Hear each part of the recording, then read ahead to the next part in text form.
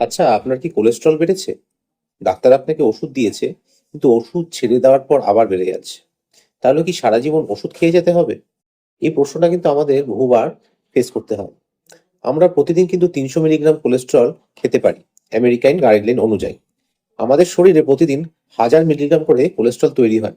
যদি আমাদের ডায়াবেটিস থাকে বা মেটাবলিক সিনড্রোম থাকে, তাহলে সেটা ২০০০ মিলিগ্রাম পর্যন্ত হতে পারে। এছাড়াও ফ্যামিলিয়াল হাইপার কোলেস্টেরোলিমিয়া যদি থাকে, ৩০০০ মিলিগ্রাম পর্যন্ত শরীরে তৈরি হতে পারে।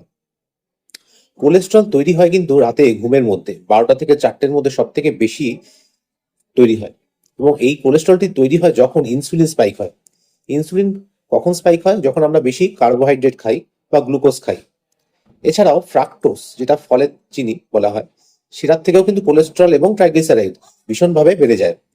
তার মানে চিনি যেটা আমরা খাই, সেটা গ্লুকোজ এবং ফ্রাক্টোজের মিশ্রণ, সেটা কিন্তু শুধু সুগারই বাড়ায় না, কোলেস্টেরল এবং ট্রাইগ্লিসারাইডও বাড়িয়ে দেয়।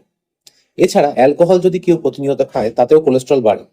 হাইপোথাইরয়েড হলে বাড়ে, ফ্যাটি লিভার হলে বাড়ে, এবং স্ট্রেস বাড়লে কিন্তু শরীরে কর্টিসল বেড়ে যায় এবং তাতে কিন্তু ইনসুলিন রেজিস্ট্যান্স হয় এবং সেটা কোলেস্টেরল বাড়িয়ে দেয়। ইনসুলিন সেনসিটিভিটি আমাদের কিন্তু সূর্যাস্তের পরে কমতে থাকে। তাই আপনার খাবারের বা ডিনারটা কিন্তু সূর্যাস্ত পর ১ ঘন্টার মধ্যে অবশ্যই নিয়ে নেবেন। যেমন ৭টার মধ্যে খেয়ে নেবেন।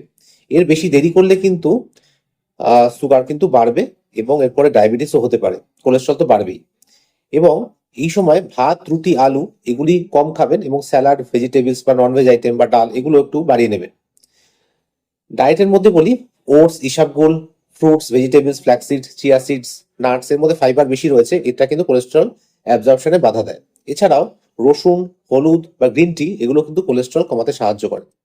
আমরা কি কি অ্যাভয়েড করব? যেমন চিনি, ভাত, রুটি, আলু, ফ্রাইড ফুড, প্রসেসড ফুড, ঘি, বাটার, অতিরিক্ত দুধের জিনিস বা ডিম প্রতিদিন একটার বেশি না খেলেই ভালো হয়। যাদের কোলেস্টেরলের প্রবলেম, সেটা সপ্তাহে ৩টের বেশি খাবেন না। এছাড়াও রেড মিট কিন্তু কোলেস্টেরল বাড়ায়। এছাড়া আমাদের এক্সারসাইজ করতে হবে, সেটা কিন্তু কোলেস্টেরল কমায়। এছাড়া স্মোকিং করা উচিত নয়। অ্যালকোহল তো খাবেনই না যতটা পারবেন। ঘুমটা ভালো হতে হবে ৭ থেকে ৮ ঘন্টা এবং মেডিটেশন করবেন।